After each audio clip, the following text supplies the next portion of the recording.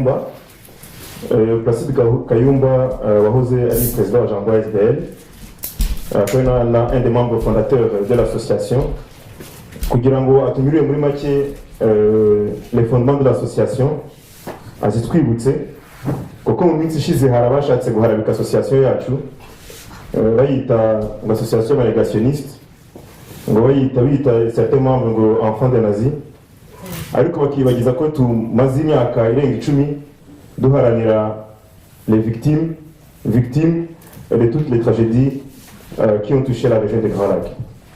Donc Placide Kayumba ijambo ni ryawe, wenda na profite ukatubwira nk'umuntu wabaye attaqué dernièrement personnellement, wowe n'umuryango wawe, comment est-ce que tu l'as pris et puis surtout comment tu as fait pour surpasser cette épreuve.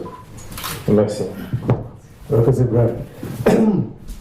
Bon, mu kanya ngeze hano hari uwambaje ati Kayumba ati uraho ndaho ati sura uracyahagaze ndacyahagaze ati ubwo se bumva bimeze bite n'ejo bundi nari mpagaze Butare none ubu mpagaze Bwuma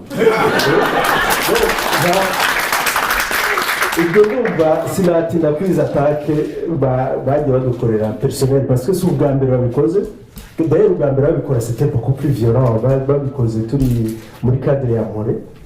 Icyo gihe sinshobora kubabeshya birahungabanya si ari ubwa mbere ntubuze ikintu bigusubize nabo mu muryango wawe cyangwa se bawuri hafi inshuti ntuzi ukuntu babifata, ni nabo ubundi burya ni nabo ugomba guhera ubasobanurira ibyo urimo kubera ko hari ubwo bwa mbere bitangira hari mushiki wa Rwanda yarambwira ati se burya ati association yanyu ihakana jenoside. Nababwira ariko se ntundebe mu maso ko tuziranye twakuranye twariranywe ubwo urumva koko nandi muri association nk'iyo ngiyo no ubwo mwumva ko rero tugomba kugira igihe cyo gusobanurira abandi. Gusa rero ntatinze kuri ibyo ndumva ikiri important no kuvuga amavu n'amavuko ya Jambo kugira ngo abantu batajya babibeshyaho.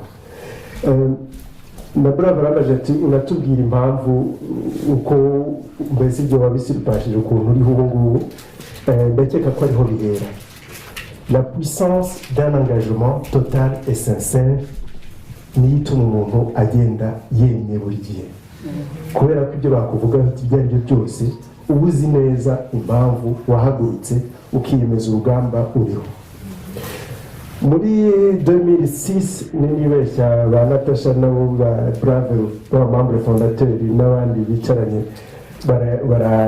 baranyunganira twarahuye icyo gihe duhura rwose ku mugoroba n'akavura kari kugwa turanyagirwa turavuga tuti ko tubona uko ibintu bihagaze ibintu tuzabivamo dute twe twakora iki nk'urubyiruko icyo gihe koko twari tukiri urubyiruko noneho turavuga tuti reka tujye duhura tubiganireho.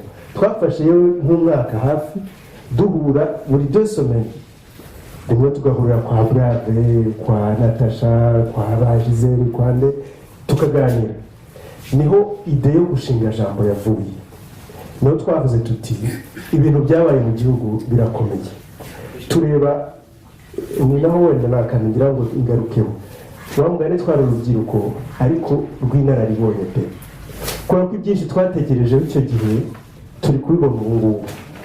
On ne pouvait pas aller aujourd'hui, je me rends compte qu'on ne s'est pas trompé kubera ibi byose biri kuba. Ubwo rero twamaze igihe tubitekereza tugize turavuga tuti reka dukora association tuyishakira izina turebe ukuntu dushyiraho des cadres zizatuma natwe ubwacu tutaba corrompu ngo tusange tuguye mu mirwano tutazi turwanira ibintu bitajyanye n'icyaduhagurukije. Niko twahisemo izina Jambo, mu Giswahili rivuga ati Jambo ni bonjour. Kubera iki twarihisemo nuko iyo bonjour twashaka kuvuga ko twebwe tuzaba abantu ouvert ku bantu abari bo bose ku bitekerezo ibyo ari byo byose. Bikaba n'ijambo rero mu Kinyarwanda ijambo n'engagement. Iyo umuntu akubwiye ijambo yaguhaye ijambo ryo riba ari iryo. Turavuga tuti nous sommes engagés. Icyo gihe twari 13 harabagezeho bajya mu buzima bwabo busanzwe maruzamari no mu bitabye Imana. Turavuga tuti ibi dutangiye tuzabirangiza ari uko icyaduhagurukije cyarangiye, à savoir contexte twari turimo. iyo contexte twari turimo ni contexte twabonye tukiri bato cyane y'ubwicanyi muri 94 bamwe deja babonye memo na mbere kuva muri les années 90 ubwo n'abari badukuriyeho gatoya. Indi contexte ni ibyo muri Congo, bamwe muri twe bari barabiciyemo, baciye mu makambi, amakambi barasenya, bagenda za nzira zose, ya nzira ndende barayigenda.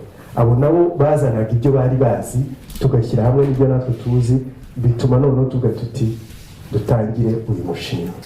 Ubwo jambo iravutse. Nibwo rero twavuze tuti kugira ngo buri muntu wese uzinjira muri jambo tuti niyo twafata bus rimwe tukagenda wenda tugiye guhura n'abandi bajene tugakora accident twese tugapfa, jambo igomba gukomeza ikabaho. Kugira ngo bizashoboke rero nuko dushyiraho des principes, des valeurs izagenderaho, bikaba ari byo bizasigara. Jambo ntiba abantu ahubwo ibe izo valeurs, izo principes. Ni nako twahisemo kuvuga ati soyons maîtres de notre destin, kikaba ari cyo kintu cya mbere tuberaho.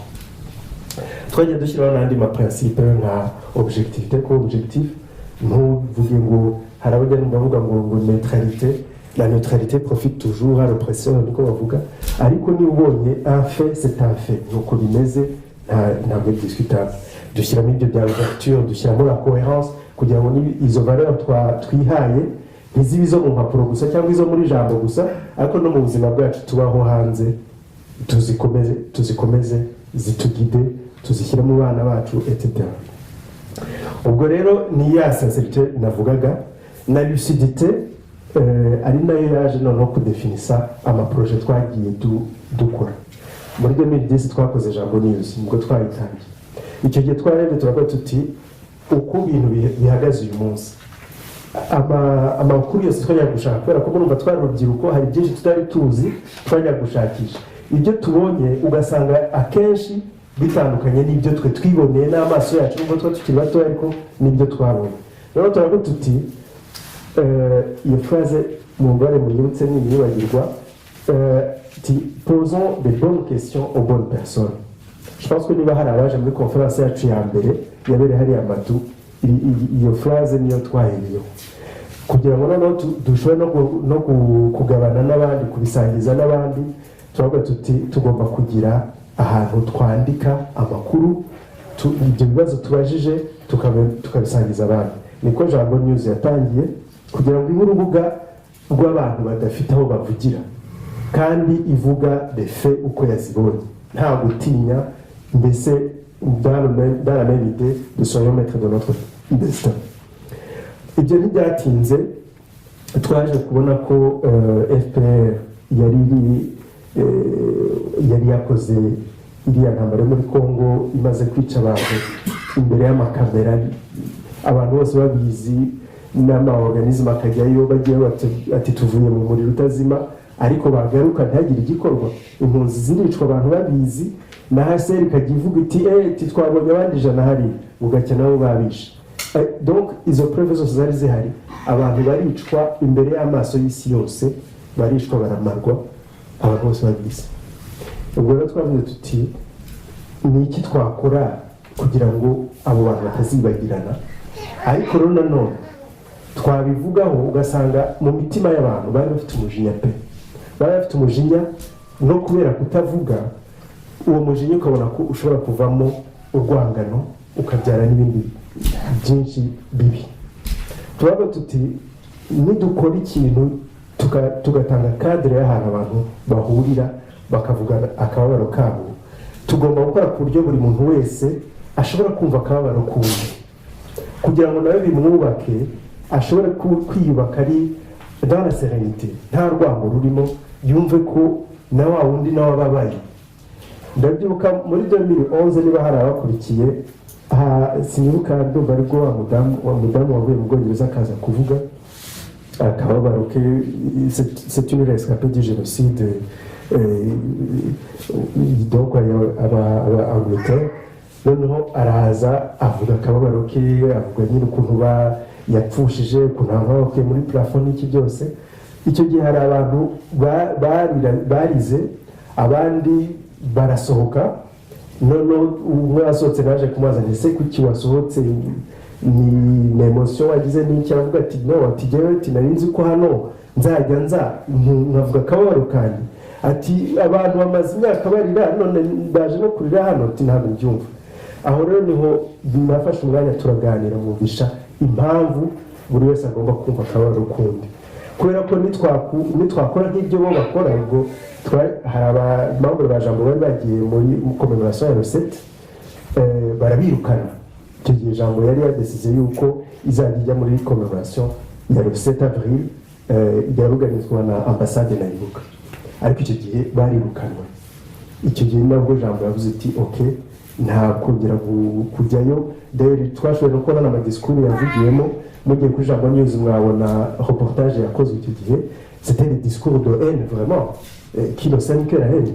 Donc icyo gihe byaratubabaje turavuga tuti buri muntu wese uzajya uza muri Mpore, icyo gihe twashinze Mpore, azajya azavuga akababaro ke ariko yumve n'akababaro k'abantu. Noneho turanavuga tuti ikintu tugomba kwimiriza imbere c'est la victime, reconstruire la victime we nk'umuntu, ntitubijyane mu bintu byo kwigisha amateka se byo kugira gute. Na réconciliation même ikaza ari résultat yuko la victime yabaye reconstruite, akaba ari gukora ya démarche yo kujya auprès de l'autre.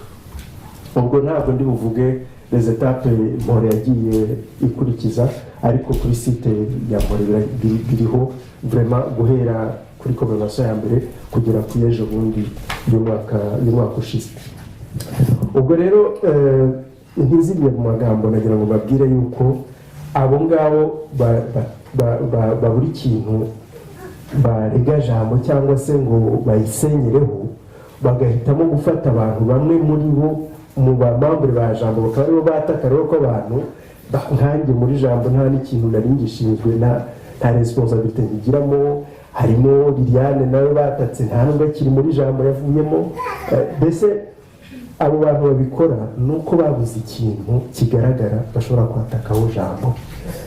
Komba ya jambo ni sincère et surtout engagé totalement kandi avec lucidité. Nicyo kintu bari guhora jambo nta kindi. Iyo lucidité niyo nshaka rero yuko twayigabana, buri muntu wese akabona iyo komba ya FPR iri kuzana nako yanatangiye kuva kera. Ntabwo ari komba ihimba ibonye une action, une conférence, ça vient de leur idéologie. Sinzi Gustave yigeze kuvuga idéologie ya FPR ni uko nguko iteye, ni uko nta muntu ushobora kuvuga twese uzavuga wese nta kintu izabona imusubiza. FPR n'abicanyi birazwi.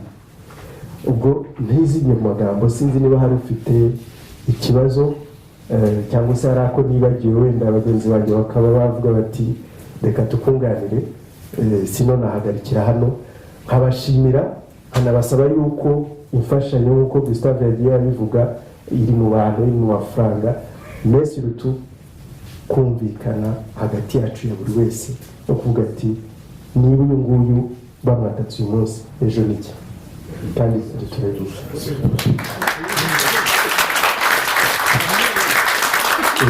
Nakoze Placide wari uzite hari akabazo yaragira ngo la phrase être maître de son destin tuyivuze mu kinyarwanda c'est peut-être beaucoup plus fort kuko voilà pour que le message puisse être transmis tuve wa mugani muri izo ndimi mu kinyarwanda. Je pense qu'on a déjà eu ce débat mais wakibagiwe. Oui, être maître de son destin twayitraduije dute? Twavuze ko ari ukwigena, buri munyarwanda wese agomba kwigena kubera ko kwigira harimo ikintu cya materiel cya voilà, ariko no kwigena twasanze ari ryo jambo mu kinyarwanda ritraduiza neza être maître de son destin, parce que wihitiramo no kwihitiramo.